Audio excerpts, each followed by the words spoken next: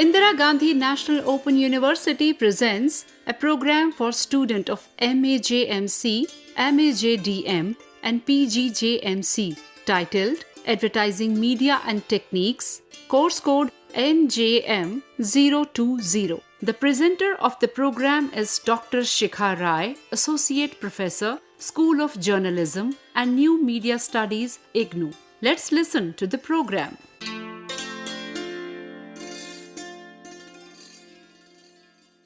Welcome everyone. This is yet another session on advertising in which we are going to discuss what are the various media that we make use of in advertising.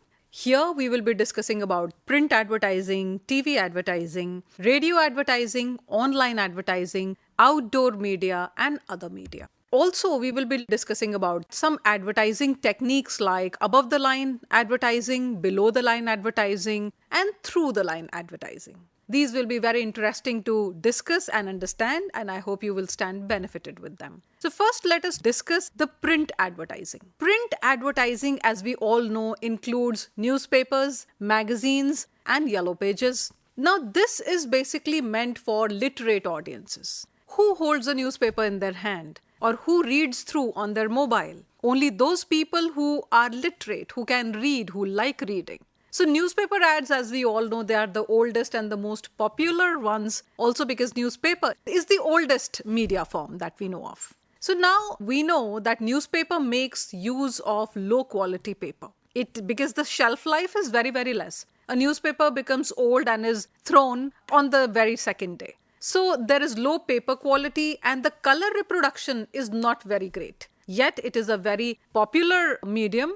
And there is no choice of niche audiences in it. When I say no choice of niche audiences, what I mean is it is a mass media. It is read by multiple people who may not have the same taste, may not have the same choices, may not make the similar purchase decisions. So hence, there is no choice amongst the niche audiences here.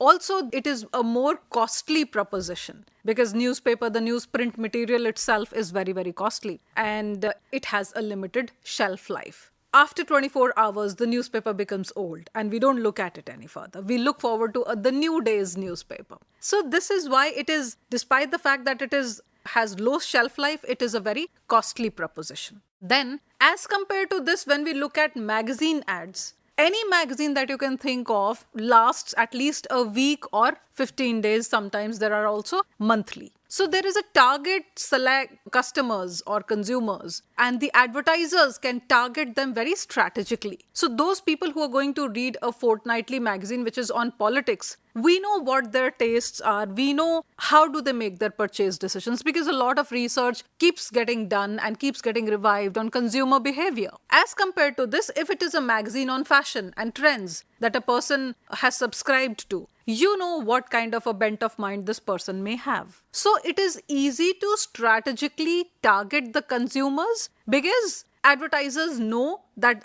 a certain taste of a magazine, an individual who will have a certain behavior, who will have certain ways of choosing a product or certain ways of choosing a service. Also, magazine ads are much better because they have longer shelf life. Unlike a newspaper, a magazine does not get discarded after 24 hours. So it has a longer shelf life, which means if a fortnightly magazine comes at home, people are browsing through its pages, reading the articles for a whole 2 weeks. So this has a longer shelf life. Also, because it has a higher shelf life, in order to make it more attractive, magazines make use of high quality paper. Because of all these reasons, it becomes a more costly affair. That is why a magazine is costlier as compared to a newspaper. So one issue of a newspaper might cost you 3 to 5 rupees as compared to a magazine which will cost you 5 times the cost of a newspaper. After this, let us also look at TV advertisement. Now, TV, as we all know, it is a dominant media which is used by the masses. it came to India in around 1975-76. It came with the idea that it will bring about development. And people thought that programs like Krishi Darshan, since India is an agrarian economy, programs like Krishi Darshan will help people strategize, will help people understand, know, learn, and educate themselves. But that precisely did not happen. And TV slowly turned into more of an entertainment medium. Once a mass medium, becomes more for entertainment, we know that people like to spend their leisure time with that medium. Today, in today's generations, it is the phone or the OTT platforms. And in previous times, it was just television. So when we know that a lot of leisure time is being spent with a certain medium, obviously it becomes a very important tool for advertising as well.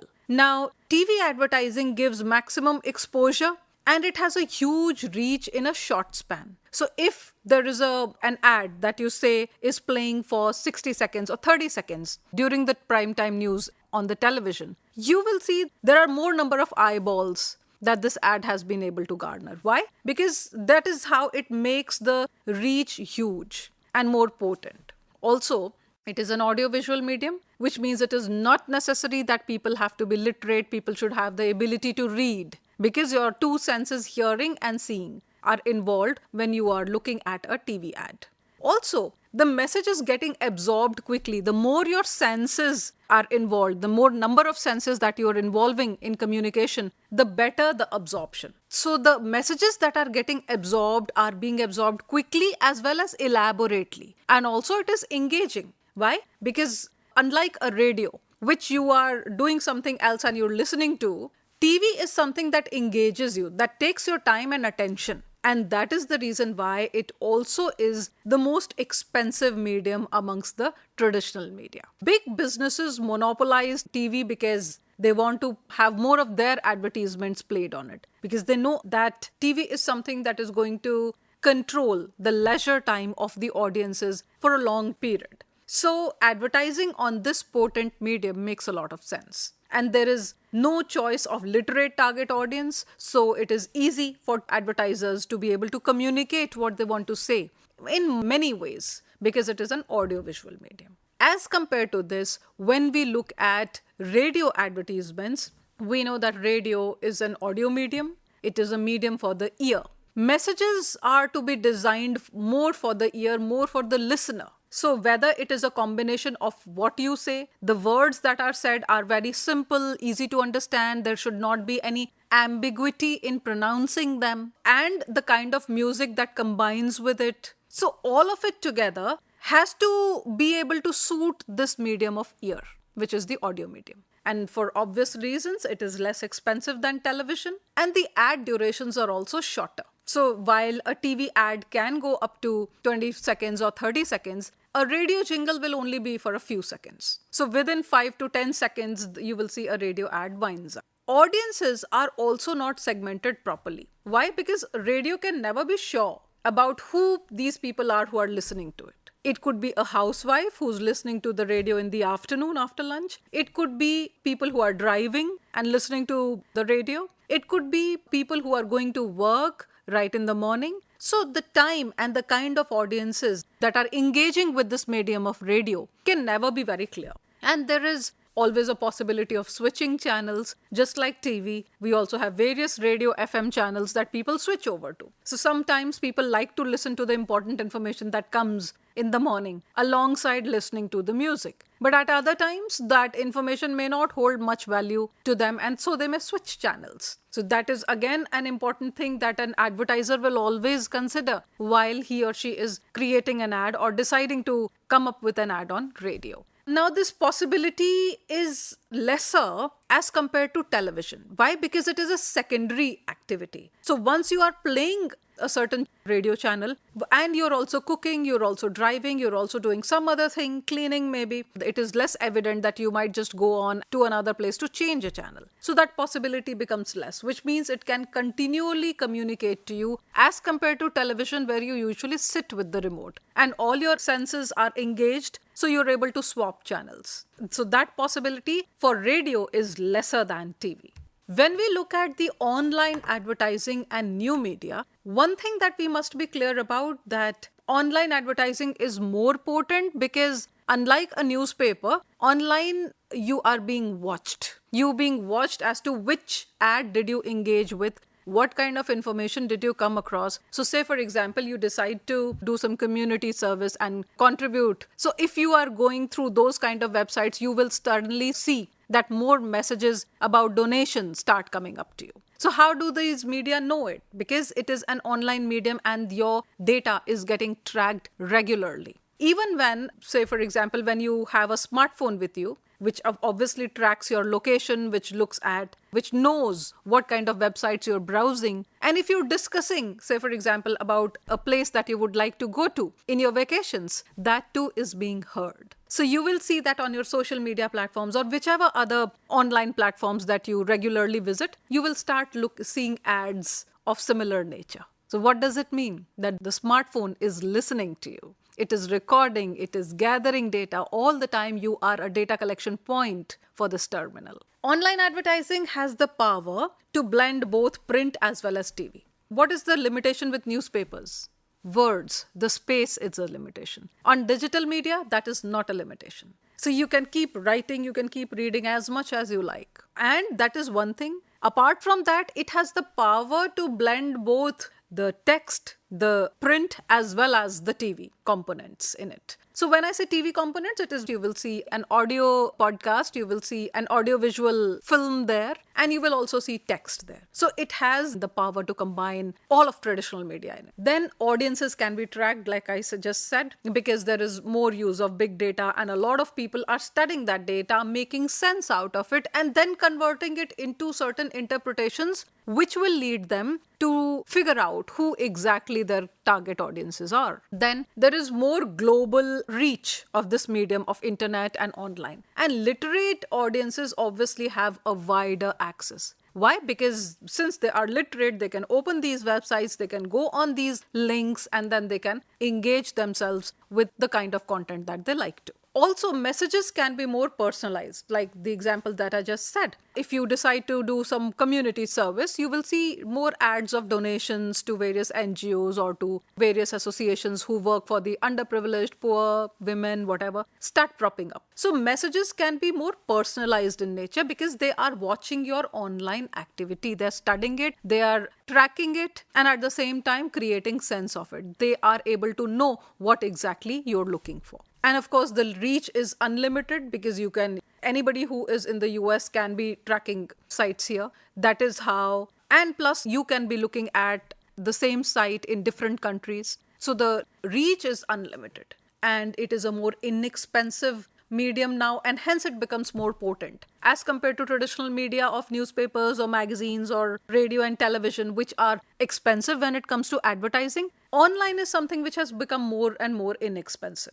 Because with the increasing of the broadband, like when we have 5G that we are talking about today, this 5G wasn't existing earlier. But in the earlier times, using the internet or using the phone was a more expensive affair as compared to now. So now it is becoming, the more the technology is in the hands of large number of people, the more inexpensive it is becoming. And this is also important because if you want more people to make use of technology, if you want more people to engage with the online media, it is important that it becomes more and more inexpensive. Only then all stratas of people, all the socio-economic classes of people will be able to afford it. Now let us look at an altogether different kind of advertising, which we call outdoor advertising. Now this works best for target audiences who do not consume media indoors. So what are you basically targeting at? It doesn't mean that this person does not engage with television, but what you're trying to capture is his attention or her attention while this person is traveling, maybe to work or for any other purpose. So this outdoor advertising works best for target audiences who do not consume media indoors.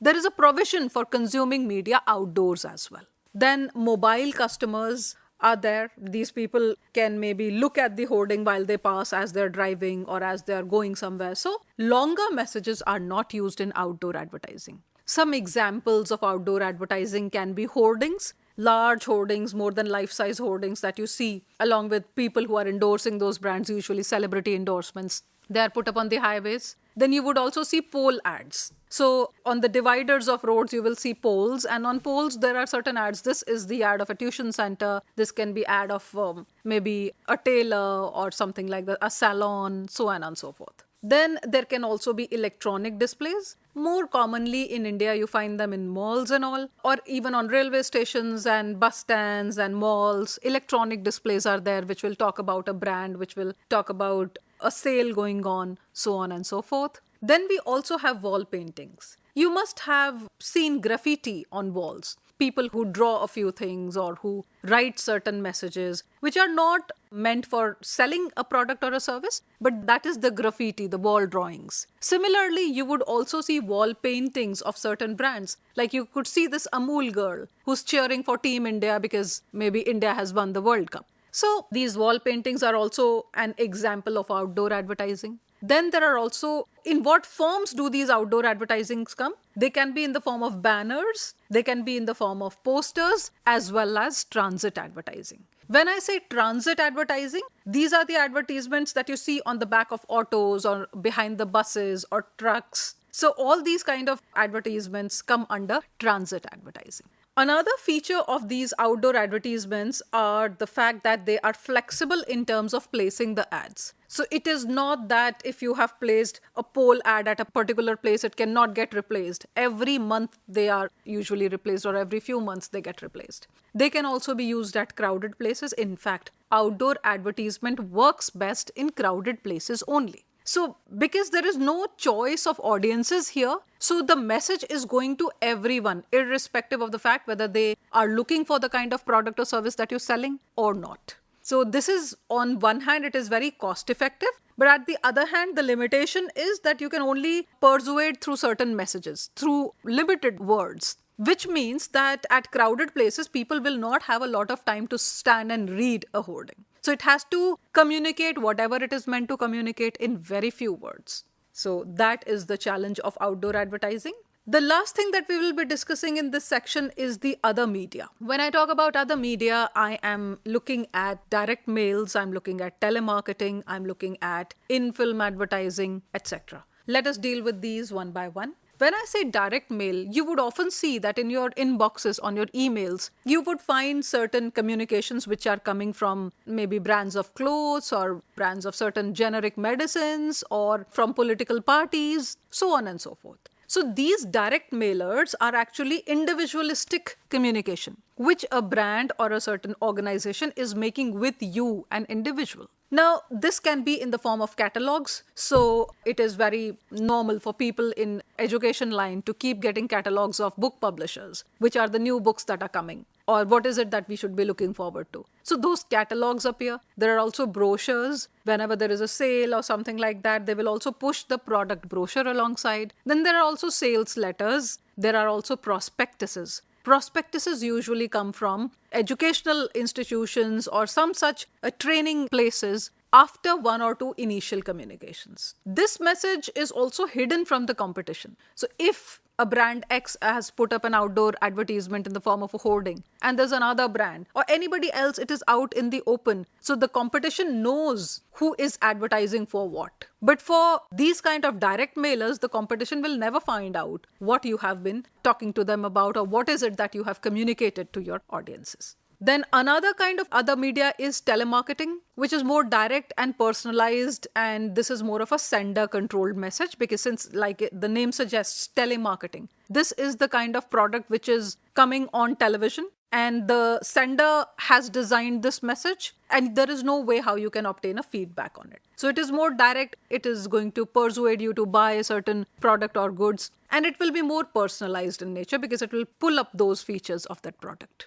Then another media is in-film advertising, which has been in the market for quite some time now. You would see a certain celebrity, the protagonist in a film, the hero or a heroine, holding a certain brand, while the name will display very clearly. It could be the car that they're riding, it could be a soft drink that they're having, it could be anything. So in-film advertising is something which is coming into something as a product or a service which is being endorsed without saying that it is being endorsed by the celebrity. At the same time, it is also having a very limited attention because it is there in the scene for a few seconds and then it disappears. And the brand is not being talked about. about. But what you see is the protagonist holding it. That means the protagonist, in a way, indirectly is endorsing it. So that is in-film advertising. Then, of course, the kind of display that you see, the window displays, those are also a kind of media, and they work best at point of purchase. So whenever you see people doing some window shopping, you would see that there is a certain window display of products there, which you can walk in and you can touch, you can feel, you can see, you can explore, you can ask about it from the salespeople. And that is called the most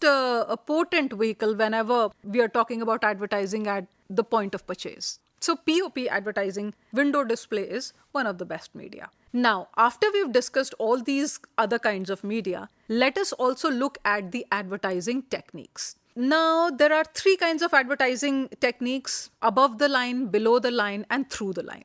Let us look at above the line advertising first. When we talk about above the line advertising, it includes all those traditional mass media that we have spoken about in the earlier part of the session, including television, radio, newspapers, magazines, and out-of-home advertising. Then it aids in brand building, because above the line advertising is something which comes to us through the already established traditional media, whose credibility we rarely question. So anything that comes from them, it helps the brand in building its image and creating a name for itself. It is also done at a very macro level, not micro. Why? Because it is, like I said before, it is talking to huge, humongous audiences who are geographically apart in time and place. They do not know who other audiences are. So it is done more at a macro level. Also, above the line advertising, it is making use of mass media, and it is highly impersonal, just like any other mass media advertising works.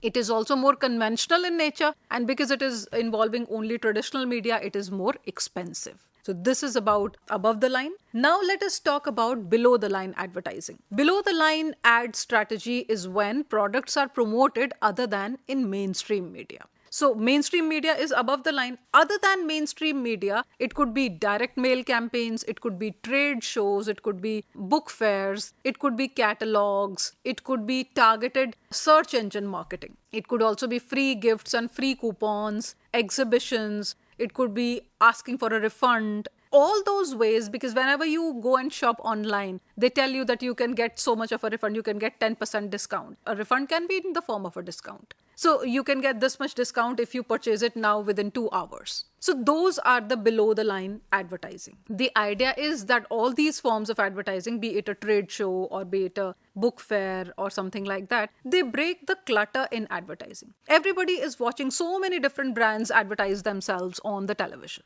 But how many of you have you really paid attention to? Now this is something, this clutter gets broken when you visit a trade fair, when you visit a book fair, or when you go to a certain trade show, a car show or something. It reaches the target audience more cost effectively. As compared to the traditional medium of advertising, this is much more cost effective. And this happens more in the form of events that take place. So that is the below the line advertising. Now, when I talk about through the line advertising, this is a blend of both ATL and BTL. So it blends above the line as well as below the line advertising to provide a customized bouquet. And this is what we popularly call integrated marketing communications. This is where you start using your brains as a marketer or as an advertiser. Why? Because you are able to find the right proposition of what to offer, which message to go through the traditional forms of communication, which are the ones that should go through direct marketing, which are the ones that should be put up on a hoarding, and when should we hold a trade fair.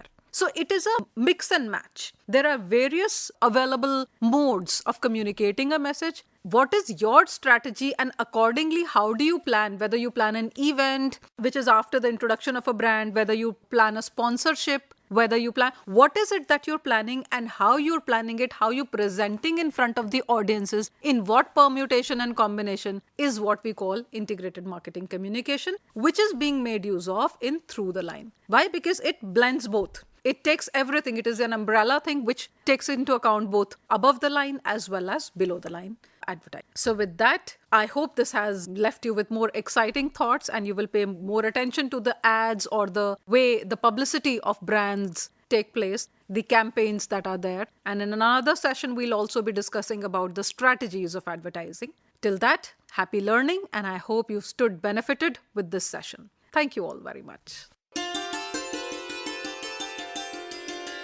You were just listening to the program titled Advertising Media and Techniques, course code MJM020. The presenter and content coordinator of the program was Dr. Shikha Rai, Associate Professor, School of Journalism and New Media Studies, IGNOU. The program technically supported by P.P. Sharma, edited by Sadan Lal, and program produced by Santosh Kumar Pandian. This program was brought to you by Electronic Media Productions Center of Indira Gandhi National Open University, New Delhi.